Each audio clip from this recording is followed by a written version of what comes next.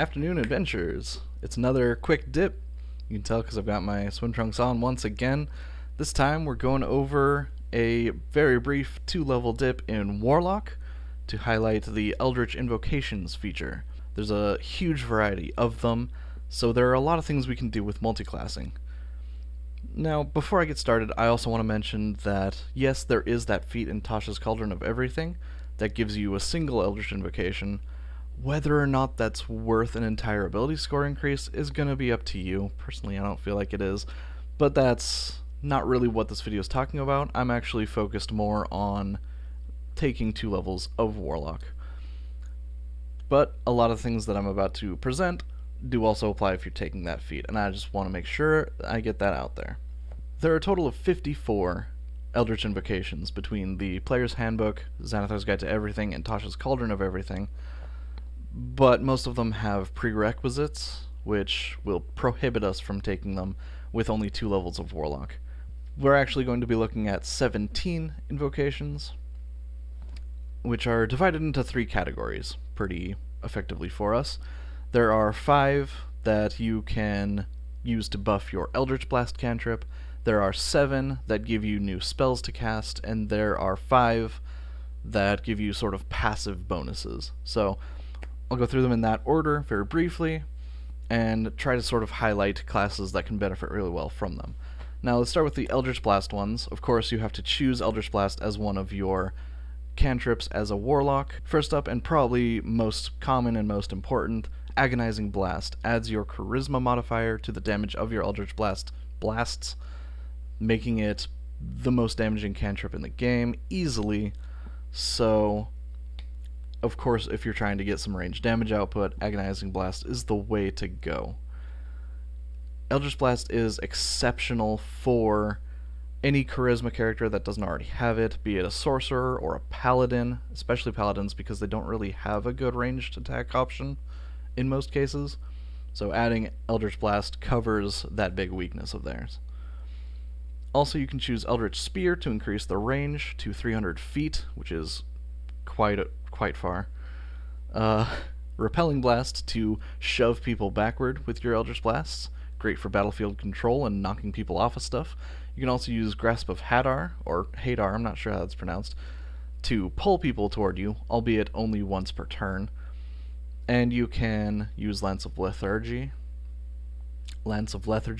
to slow someone down by 10 feet. This is all good battlefield control stuff, and if you want to dump both Agonizing Blast and one of these other ones onto your character using both of your invocations, that's certainly an option. Sorcerers also benefit really well from Eldritch Blast with Agonizing Blast, as they can quicken the spell for twice as many beams, and if you're adding your Charisma bonus to each one, hoo boy, that can add up to a lot of damage very quickly. Can also end up costing a lot of sorcery points very quickly, but hey. In some cases, that's cheaper than casting a full-on spell with metamagic anyway, so still some pretty good damage. Let's move on to the spells. I'm going to start with the Bane invocation, which allows you to cast Bane once per long rest using a Warlock spell slot. And I want to get that one out of the way first, because the other ones all give you a spell that you can cast at will, which is absolutely fantastic. The spells are Mage Armor, Speak with Animals, Detect Magic, False Life, Disguise Self, and Silent Image.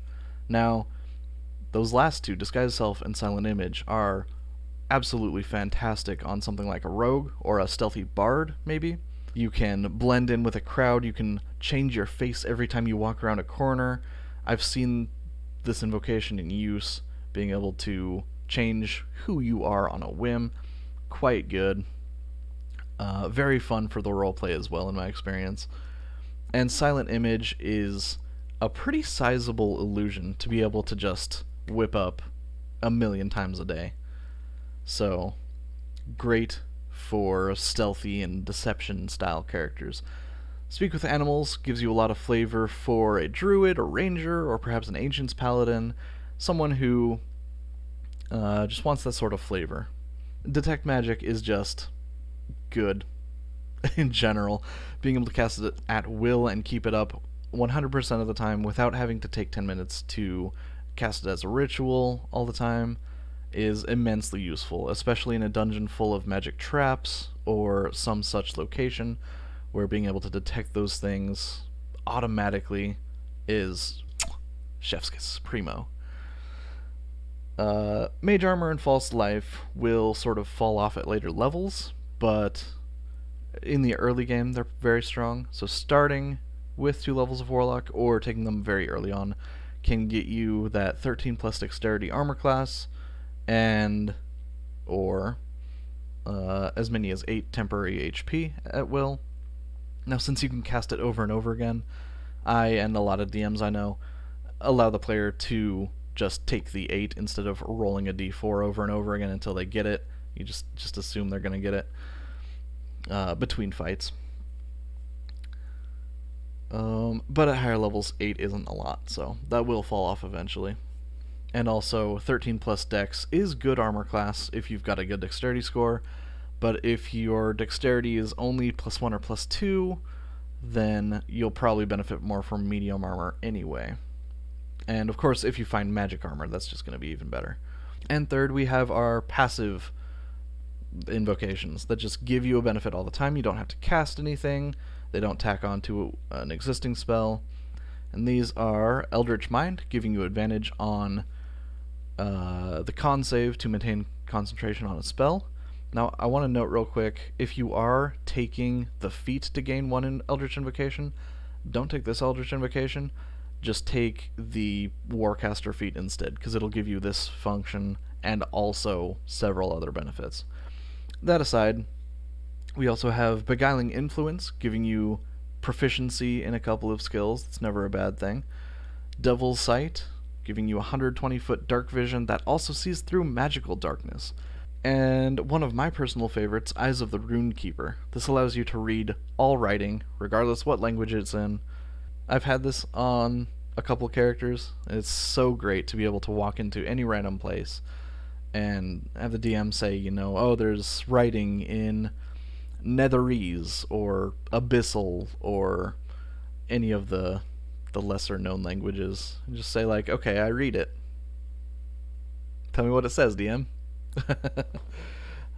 There's also Gaze of Two Minds, which I don't think I've seen used at all, which allows you to touch a humanoid creature and see through its senses for a while, as long as you two are on the same plane, basically. It blinds and deafens you in terms of your own body's senses, but you get to see and hear through this other person. So if you have like an infiltrator in your party, a rogue, or maybe a really stealthy bard who like turns invisible and goes and does reconnaissance on a place, you could also be looking and hearing through them and be aware of what's going on. So there's value in that as well. Now, this wouldn't be a proper quick dip video if I didn't mention the side benefits of taking 2 levels of Warlock. You also get the level 1 features from your patron that you choose. Some good ones are, in my opinion, Awakened Mind, with the Great Old One being able to talk telepathically with people. Also, Gift of the Sea, giving you a swimming speed of 40 feet, and Genie's Vessel, giving you some extra damage once per turn, and also being able to hide within the vessel for a while. That's a whole thing. I'm not going to detail all of its effects because it's a pretty lengthy description. Another very good choice is just all of the Hexblade stuff. Hex Warrior and the Hexblade's Mark. These are both really strong features, in my opinion. They're quite good, especially on a martial character who wants to use their charisma, like a paladin. So with that all said, we're going to wrap up this quick dip in the Warlock level 2. There are, of course, plenty more options if you take a 3rd level and grab your Pact bonus, but that's beyond the scope of this video, so I'll probably circle around to some of those later on, maybe do some specific ones for each Pact. Yeah, I think I will do that. Look forward to that at some point. I don't know when. In any case, thanks for watching this one, and I'll see you in the next. Yeah, peace.